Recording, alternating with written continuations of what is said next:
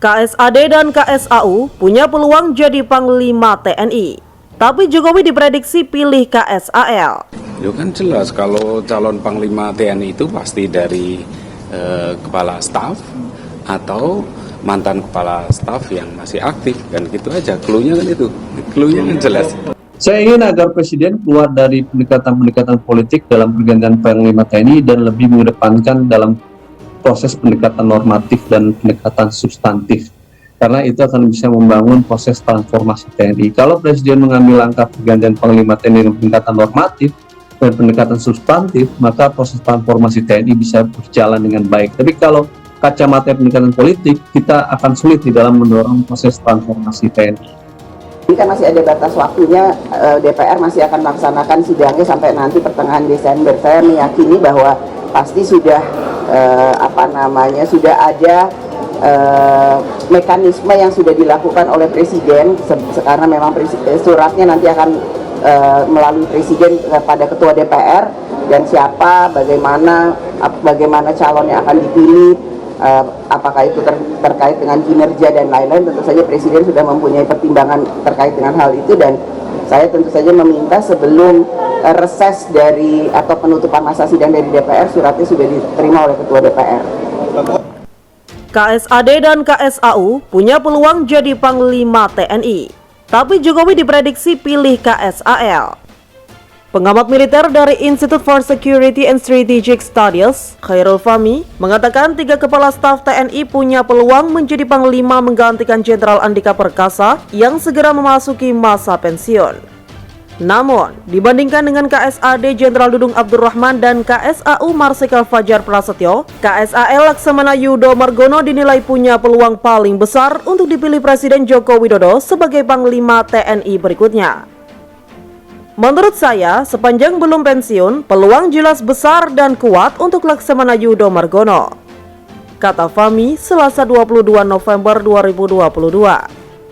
Fahmi mengatakan, secara norma, semua kepala staf TNI punya peluang yang sama menjadi pemimpin tertinggi Korps Militer. Sebagaimana bunyi Undang-Undang Nomor 34 Tahun 2004 tentang TNI, khususnya Pasal 13 Ayat 4, Panglima hanya akan dipilih dari kepala staf yang sedang menjabat atau mantan kepala staf yang masih dalam masa dinas keprajuritan. Dalam tahapannya, Presiden akan mengusulkan nama calon Panglima ke DPR untuk mendapatkan persetujuan.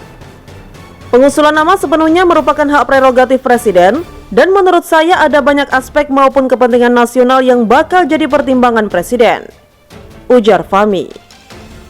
Fahmi menduga Presiden Jokowi akan mengusulkan nama Yudo Margono atas sejumlah alasan. Pertama, selama masa pemerintahan Jokowi, belum pernah ada panglima dari lingkungan TNI Angkatan Laut. Sejak 2014, ada 2 panglima dari Angkatan Darat dan 1 dari Angkatan Udara. Meski tak ada ketentuan normatif yang mengharuskan pergiliran di antara ketiga matra secara urut kacang, namun kata Fahmi bukan berarti itu tidak penting untuk dipertimbangkan. Boleh dong kita berharap jangan sampai ada yang merasa dianaktirikan atau berkurang kebanggaannya hingga berpotensi menimbulkan kekecewaan terpendam di bawah permukaan yang kemudian berpotensi menghadirkan kerawanan bagi soliditas TNI terlebih stabilitas nasional, ujarnya. Selain itu, lanjut Fahmi, sejak dulu Jokowi punya cita-cita membangun poros maritim tanah air. Jika mencermati dinamika lingkungan strategis, pada masa mendatang Indonesia jelas punya banyak tantangan dan ancaman di perairan yang membutuhkan visi kuat dan kesiapan. Atas alasan-alasan tersebut, Fahmi menilai Yudo Margono menjadi kandidat calon Panglima TNI terkuat dibandingkan dengan Dudung Abdurrahman dan Fajar Prasetyo. Ini soal kelayakan, kepatutan, dan kesetaraan peluang saja. Selama usulan nama belum keluar dari kantong Presiden, siapapun boleh punya ambisi dan publik boleh menebak-nebak, kata Fahmi. Yang penting semuanya selesai dan dihormati, soliditas dan loyalitas ditegakkan ketika usulan Presiden sudah disetujui DPR. Lanjut dia. Sebagaimana diketahui, Jenderal Andika Perkasa akan memasuki masa pensiun pada Desember mendatang.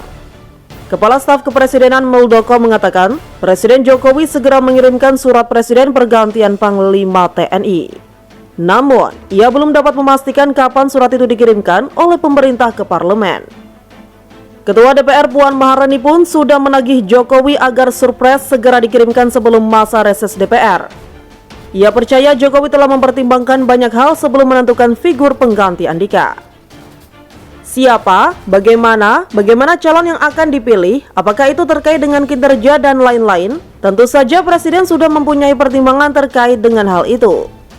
Kata Puan ditemui di Kompleks Parlemen Senayan, Jakarta, Kamis 17 November 2022.